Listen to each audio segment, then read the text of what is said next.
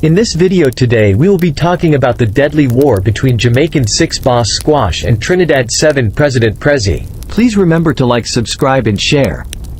While living in the Salt Spring area of Montego Bay, Squash have had a rough upbringing, seeing friends being killed due to gun violence.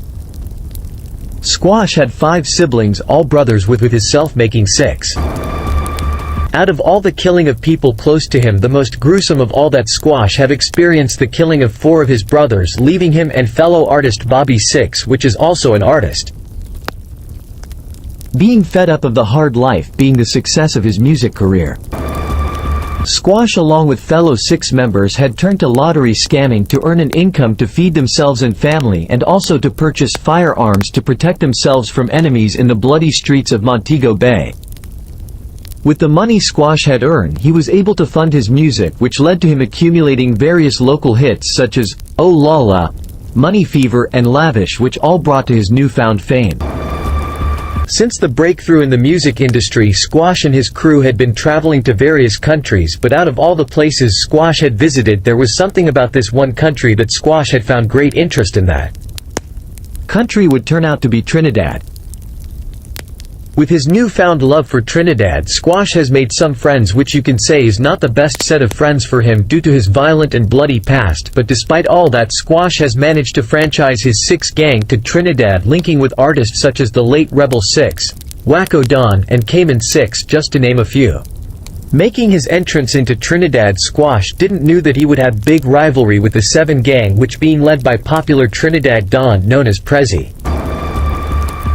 Prezzi had gained his notoriety from his contributions to the Trinidad music scene, which he can be credited for the rise of Prince Swanee, Meds Boss and Plumpy Boss, along with a few other artists. Prezzi was no innocent person, as he was being caught by police traveling with numbers of illegal firearm in a motor vehicle, which led to him being arrested and remanded after attending various court sessions. It was very surprising to many Trinidad locals after hearing that Prezzi had beat all his charges and walked free. But as we all know, every country has its own set of corrupt personnel in their justice system, which can easily be bribed, leading to criminals beating their charge very easily. Both the 6 and 7 gang has members in Jamaica and Trinidad, as we all know, by which make their war very complicated. Fellow 6 artist who was brutally murdered in his home by gunmen has brought a lot of speculations, which led to the streeta saying that Prince Swanee was the one responsible before his departure from the 7 gang, which had sparked a lot of feud between the 2 gangs. Over a short period of time, a lot members from both gangs have been killed, causing countless reprisals.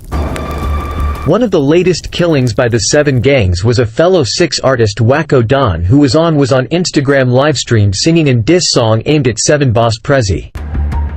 After Prezzi had heard about the livestream and being angered by it, he and his goons had planned to execute the fellow 6 member. It was just an regular day that Wacko Don was doing his regular visit at his sister's house, not knowing that it would be his last time seeing his lovely sister.